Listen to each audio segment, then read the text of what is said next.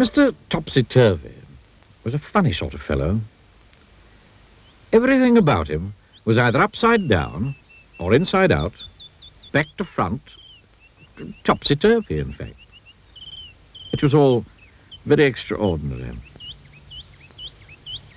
To give you some idea of how topsy-turvy Mr. Topsy-Turvy was, you ought to see his house. The front door is upside down to start with, and the curtains hang upside down at the windows.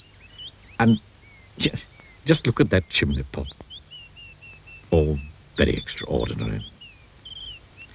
Inside is the same. Just look at that clock standing on Mr. Topsy-Turvy's mantelpiece. Isn't that the topsy-turviest clock you've ever seen? And just look at the way Mr. Topsy-Turvy reads a book. Not only does he read it upside down, but he starts to read it at the back page. And just look where Mr. Topsy-Turvy puts the stamp when he sends a letter to somebody. You ever seen anything like it? Now, this story is all about the time Mr. Topsy-Turvy came to the town where you and I live. Nobody's quite sure how Mr. Topsy-Turvy got there, or where he came from. But he did arrive because somebody saw him getting off the train. The trouble was, he did it in a topsy-turvy way. Which really isn't all that surprising, is it?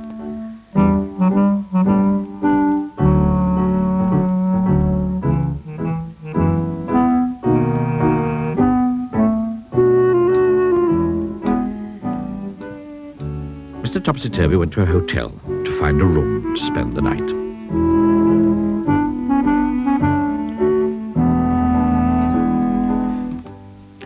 The hotel manager tried not to smile when he saw Mr. Topsy-Turvy walk into his hotel carrying his suitcase upside down and with his topsy-turvy hat on his head.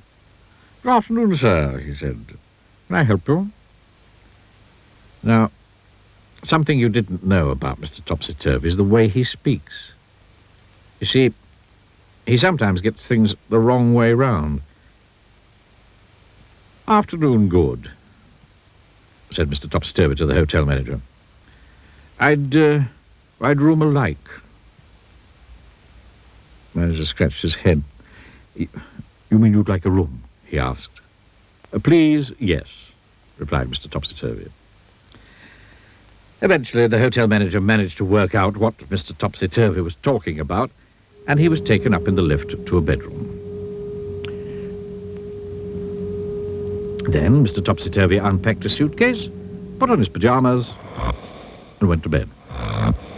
He was rather tired after travelling from wherever he'd come from. The following day, Mr. Topsy-Turvy went round the town. But what a fuss his going round the town caused. He took a taxi from the hotel, but so confused the taxi driver trying to tell him where he wanted to go, the poor man drove straight into a traffic light. "Oh, dear," said Mr. Topsy-Turvy. "I am sorry, very." Then he went into a big department store in the middle of the town. Walked up to one of the counters. "I'd like a sock of pears," he said to the lady behind the counter. "You mean a pair of socks?" she smiled, and showed him a pair of bright red socks. Mr. Topsy-Turvy put them on his hands. Then he tried to leave. But being Mr. Topsy-Turvy, he tried to walk down the up escalator, and all the people who were going up the up escalator all fell over themselves.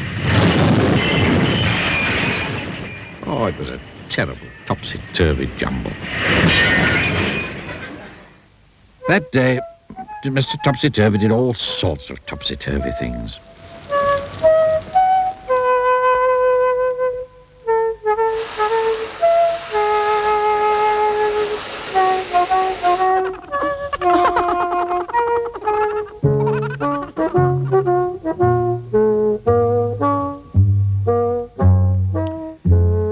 Then he went to an art gallery and insisted on hanging all the pictures upside down so that he could look at them properly. And then, after Mr. Topsy Turvy had been in the town for just one day, he disappeared.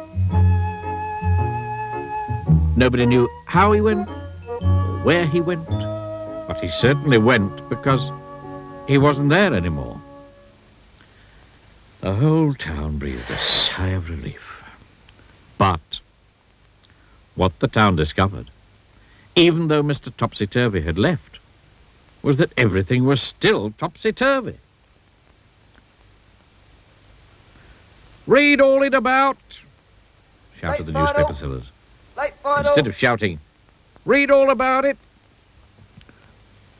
"News is the here," said the television newsreader, instead of saying, "Here is the news." "Morning good," people started saying to each other when they met him. "Do you how?"